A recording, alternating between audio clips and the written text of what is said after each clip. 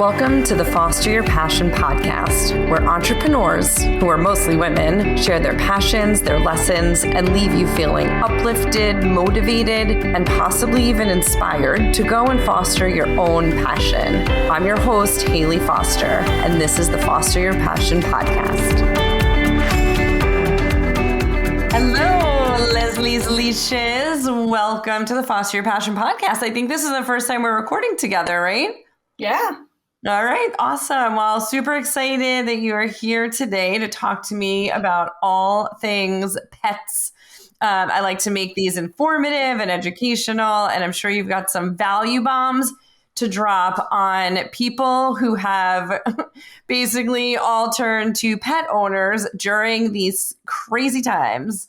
It's like the pet pandemic, right? So everyone was home, everyone got a freaking dog, and now no one knows what to do with them when they start going back to work. So we're going to have some great conversation today. Super excited that you're here. So let's jump right in. Just give me a quick background on your business, how long you've been in business, and end your little intro with what's your why? So I have been in the business about 9 years. I fell into it because one of my friends was a dog walker and she moved out of town and she asked me to take over her business, which I happily did because I've been an animal lover my entire life. Always had pets in my house, always had animals. So it really just kind of happened organically and naturally. And I think that's the best way things happen. So, having said that, it was a huge, huge learning curve to get things started. But thankfully, I live in a community with a lot of animal lovers and pet families, and even pre-pandemic. And there was just a need, and I happily filled that need. So it was a great marriage of just being passionate about something and filling a need in the community. And so it's been wonderful, and it's I enjoy waking up every day and seeing what's going to happen and what animals I'll see on that day. Awesome. I love it. Absolutely love it. So as we went through this pandemic, and I have to say, my kids think I hate them because every single one of my surrounding neighbors got a dog during the pandemic, and we got a bearded dragon. So they are super angry, and every time a new dog walked by, they'd be like, "You just don't love us." And I'm like, "I do love you," which is why I did not get a dog, because then I'd be yelling at you all the time, and I don't want to be a yelling mom, and nor do I want to be yelling at a dog. And nor do I have time in my day for a dog. But kudos to everybody that did. I know there's a lot of happy kids in town, a lot of sleepy parents, because having a dog is like having a baby at first. And I know it's a much shorter time span of sleepless nights. Yes. But funny question is like what to expect when you're expecting. So can you give us some tips for families that are expecting pets? And then we'll get into tips for those families that have pets that need a little bit of advice for how to handle things. Sure. So, your story is very common. I hear it all the time. There are people who maybe one family member wants a pet and somebody else in the family doesn't want a pet. So I've had a lot of pre-consultations with families and I've walked them through the ins and outs of being a pet family or a pet parent, because I do feel it's a big commitment, and it is a lifestyle that one has to get used to, and you are caring for another creature. So the better knowledge you have about what to expect is great. So, I've dealt with families who, one person even might be phobic about getting an animal. And I've, talked them through it. And actually some people, I'm very proud of them who have overcome whatever fears they have and are now the dog or the cat or whatever is their absolute favorite family member. So it's interesting sometimes the people that resist the longest are the ones that fall the hardest in love with the animal. So So, having said that, I mean, if you are thinking of getting a pet, um, I'll focus a little bit more on dogs because they are a little more maintenance, or involve a lot more attention than cats. People constantly say, they're the cat's attendant. They're not necessarily their parent because the cats are pretty self-sufficient. So I'll focus more on dogs, and I don't mean to exclude all the other wonderful pets out there. I've owned hedgehogs and fish as well, and I know you've owned guinea pigs and other now a bearded dragon. So there are a lot of other wonderful things, and a lot more specialized pet care for those. I don't want to ignore that or slight that, but the majority of our clients are dog owners. So the best thing to do, I think, is to come to a consensus as a family about before you actually rescue or get a dog from a breeder, and go over your needs. What kind of personality is the animal you're looking for? Do you want an animal that's laid back? Do you want an animal that's a lap dog? Do you want a dog that's going to jog with you? Do you want a dog that is very outgoing, or one that's a little more reserved? I mean, there's so many possibilities, but that's a good conversation just to have with the family members in general. And then also getting into the nitty gritty about who is going to have the responsibility, who's going to share the responsibility, and just be very clear about those expectations beforehand. Having said that, many times it does fall to a single family member, but at least you have that communication going, and you have that those expectations. So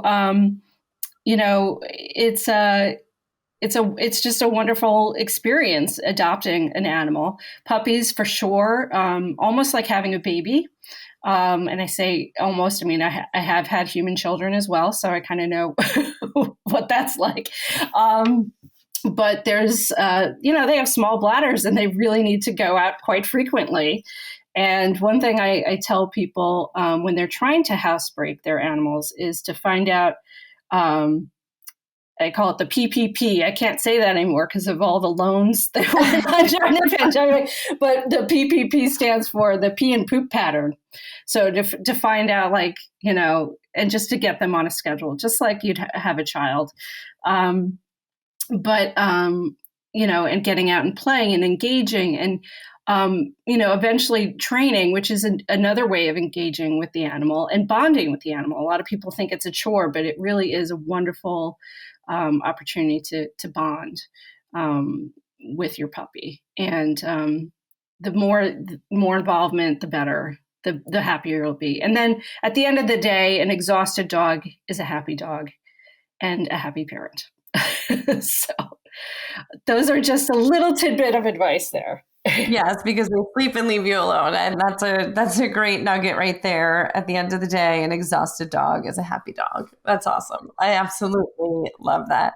So talk a little bit about, and then we'll get to the people that are going back to work, but talk a little bit about the difference, because obviously you and I have worked together for over 6 years. And I think it's really important for people to understand the difference between asking your neighbor to walk your dog or hiring a dog walking company to hire your dog. Yes, this is a big topic, especially within the world of pet professionals. And there is a huge network out there of people. And the reason why, I mean, it's wonderful, as Hillary Clinton said, it takes a village, not only with children, but with animals as well. It is wonderful that if you have somebody that you can trust to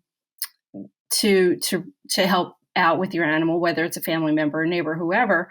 But in choosing that person, it's much more than just kind of reliability, because animals can be very unpredictable.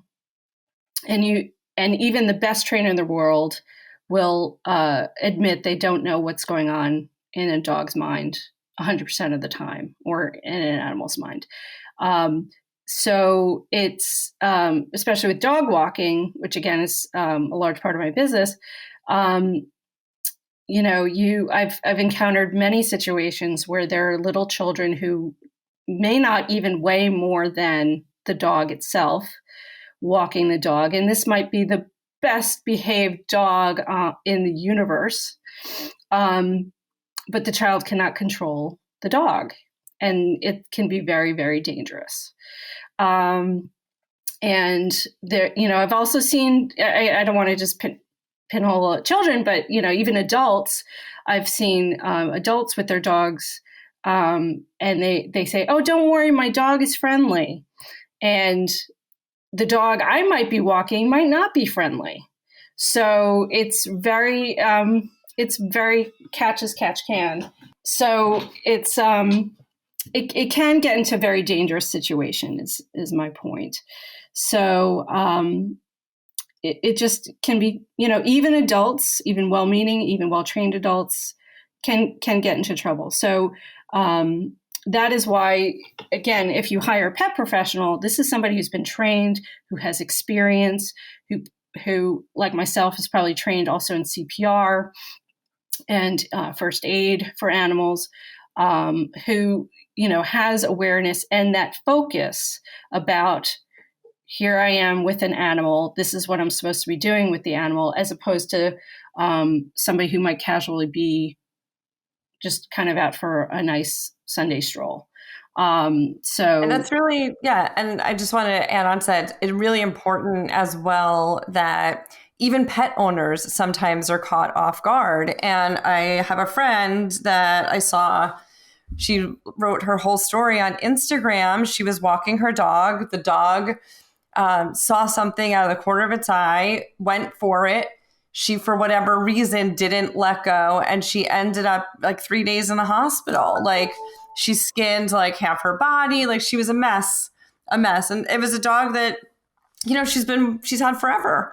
But, it just took off on her, and she just wasn't prepared to let go of the leash for whatever reason. So, yeah, so you just never know. And so professionals like myself are, have insurance for that, and, for those situations. And there's a ton of those situations. I don't think people realize it, but there are.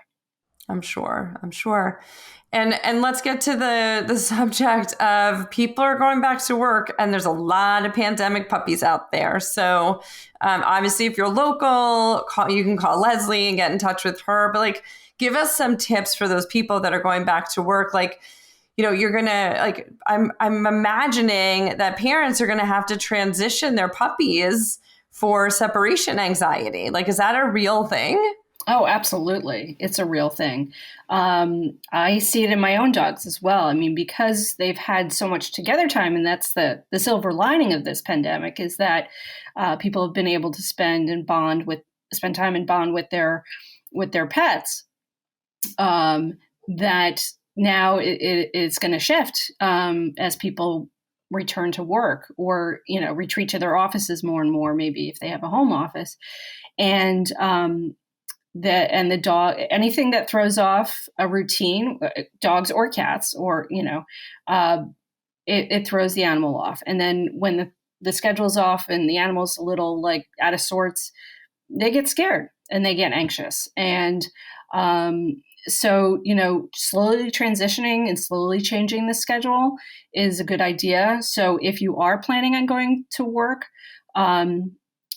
you would maybe just extend the amount of time, like, even if you're not going to work, maybe you're just going out to do errands, extending the time to leave your dog alone and see what happens. You might want to, gate off a certain area if your dog is anxious about chewing things up, or if you're nervous about destruction, maybe, playing with that and seeing how it works, and just doing a little trial. But it is difficult, and it's also hard on the people too. I've had many people who, are anxious about leaving their pets as well, because pets gives us so much support and affection and love, people themselves will feel anxious. And animals pick up on that. And so it's important also to keep your own, be aware of your own feelings and emotions, because whether it's anxiety or whatever, animals, they just know intuitively what's going on with you. Yeah, and that's a really important point. I was listening to Simon Sinek's podcast a couple of weeks ago, and he was talking about how it doesn't matter who you are or how strong you are. At some point, we'll all have some form of PTSD from this pandemic. And it's just a question of like when it's going to hit you and how it's going to hit you. And so to be prepared for something like that. And I could only imagine, after like nurturing like a puppy, for the past however long it's been, to then have to say goodbye to that puppy every day, and the guilt. Another reason why, like, I'm such an animal lover. Like, I really love animals. Like, when I'm out and I forget to feed the bearded dragon, like the guilt of, oh my God, he went to bed without his crickets and he's a dragon, like I feel so terrible. Like I can't even imagine like that guilt feeling of wanting to go on vacation, but yet feeling tied to a dog again, which is why I don't have a dog.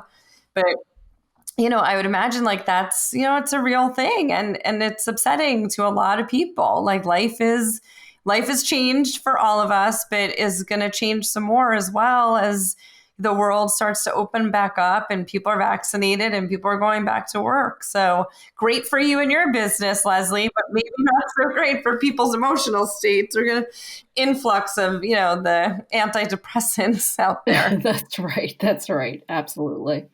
Absolutely. And, we'll get there. And again, thankfully, I think we have the animals in our lives because they are such, they teach empathy. They teach, so much about ourselves and just give such unconditional love that I know for me personally, if I didn't have my animals and the clients' animals that I did see, I would have had a lot tougher time through this ordeal. Yeah, I'm sure you had a rough year too. So I have a question, which is sort of like sorry to be like a Debbie Downer. So we don't know how old my mom's dog is. And my mom is 78. And I always say like, ugh, I don't know who should go first, my mom or the dog. Cause I don't know like how my mom will handle like losing that little pooch. But like, I mean, people lose dogs obviously all the time. Like, like you're setting yourself up for heartache when you get a dog because at some point that dog, you're going to outlive the dog, right? Or you hope to outlive the dog.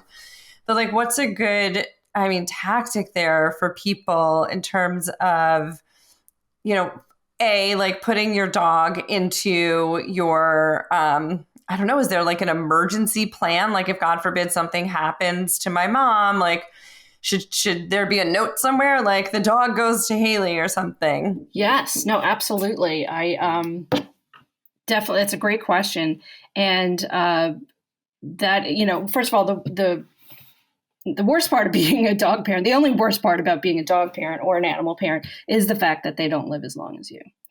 And you do have to deal with that process and grief at some point. But the best thing you can do is, yes, have a plan of action for your animal. Whether you're young or old, whatever the situation is, have somebody who will be willing to take over guardianship of that animal. And that's the best thing you can do. I mean, obviously, people think about doing that for their children, but they don't necessarily think about doing that for their animals. And I volunteer at a shelter, and there are often times where an animal is brought to the shelter because their owner passed away, and nobody else in the family wanted to take care of them. So those situations are very, very heartbreaking. So if you know and trust somebody, definitely ask them, and definitely put it in writing. I think that's a wonderful gift that you can give, your pet. Okay. Any other tips you want to share with our listeners today? Oh, there's so many, but just We're gonna get you writing that blog again, Leslie. I know. All right, we're gonna have you write I'm gonna call it out here before this goes live on air. You are going to have a preparing your pandemic pet for your return to the office. And so if you're listening, go to Leslie's website. This is the pressure I'm putting on her right now. That tip sheet is going to be there for you to download. So yes, absolutely. We're going to make it happen. We're definitely going to make it happen. Yeah. Well, now I have to because, you promised it on air, so therefore it has to happen. I've got to before you, so you've got a month to do it. Okay. So 4 weeks. You got 4 weeks to do it before the end of our program. You've got 4 weeks to do it. Awesome. Well, thank you so much for being here today. And thank you for having me. Sharing your pet wisdom with all the listeners. All 2 of them, who knows how many people listen to this thing. If you're listening, maybe I'll get some listeners that are pet-friendly listeners. Absolutely. And want some Leslie's Leashes tips. Awesome. So thank you so much. I appreciate you and your time. I appreciate you. Thank you so much for having me. You're very welcome. Thanks for tuning in. I'm your host, Hayley Foster, and I hope you'll join me next time for more inspiring women who are fostering their passions each and every day. Please subscribe wherever you download your podcast and follow us on social media at Fostering 101.